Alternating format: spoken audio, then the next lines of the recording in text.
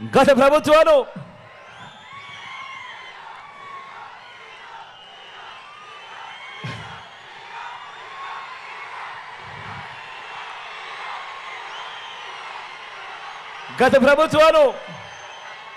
ఎంత దారుణంగా ఆలోచన చేశాయి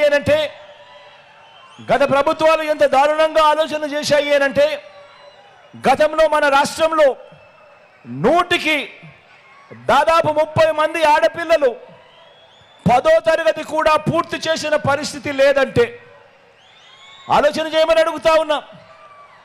గత పాలకుల పాలనలో ఏ రకంగా ఇంత దారుణంగా వాళ్ళు ఆలోచన చేశారు అనంటే, వాస్తవాలు ఎలా ఉన్నా కూడా పట్టించుకోలేదు అనంటే, ఏకంగా 100 మంది పిల్లల్లో ఏకంగా 30 మంది ఆడపిల్లలు 10వ తరగతి కూడా పూర్తి చేసిన పరిస్థితి లేదు అనంటే, మన రాష్ట్రంలో ఇదొక్కటే కాకుండా మన రాష్ట్రంలో బాల్య వివాహాలున్నా గతంలో ఆపే పరిస్థితి కూడా లేదు అనంటే, మన రాష్ట్రంలో తల్లికి ఎన్నో ఆశలున్నా కూడా తన బిడ్డను వారి భవిష్యత్తును నిర్ణయించే ఆదాయం ఆ తల్లుల చేతుల్లో లేదు అనంటే,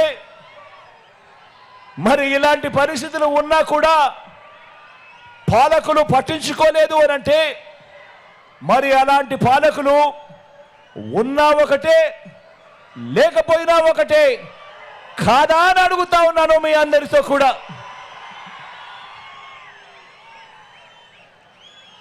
నా కళ్ళతో నా పాదయాత్రలో చూసిన ఇంకో విషయం కూడా చెబుతా.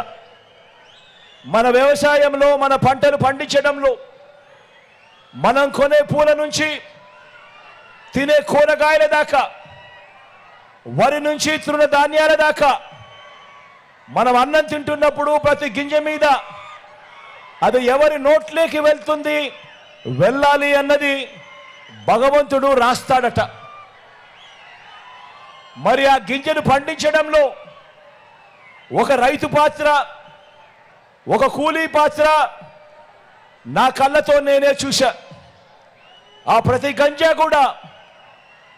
గింజ కూడా పండించడంలో ఆ కూలీల్లో నా అక్క చెల్లెమ్మల పాత్ర ఎంత ఉందో నా కళ్ళ ఎదుటే నేను చూశా. నా పేదింటి అక్క చెల్లెమ్మలు ఎంత కష్టపడతా ఉన్నారో నా కళ్ళతో నేను చూశా.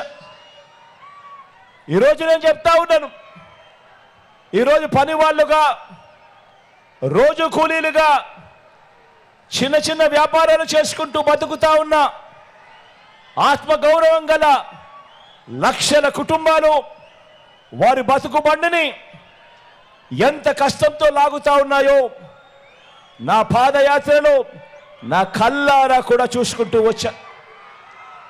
కాబట్టే ఆ అక్క చెల్లెమ్మల బ్రతుకులు మారాలి, ఆ అక్క చెల్లెమ్మలు బాగుంటేనే ఆ కుటుంబాలు బాగుంటాయి, ఆ అక్క చెల్లెమ్మల ముఖాలలో సంతోషం కనిపిస్తేనే ఆ కుటుంబాలు సంతోషంగా ఉంటాయని. కాబట్టి అక్క చెల్లెమ్మల శ్రమకు, ఆ అక్క చెల్లెమ్మల కష్టానికి ఖరీదు కట్టే షరాబు లేదు. కాబట్టి వారి కుటుంబాలు సంతోషంగా ఉండాలంటే ఏం చెయ్యాలి అని చెప్పి 58 నెలల నా పాలనలో ప్రతి అడుగు కూడా అదే ఆలోచనలతోనే అడుగులు ముందుకు వేశాం.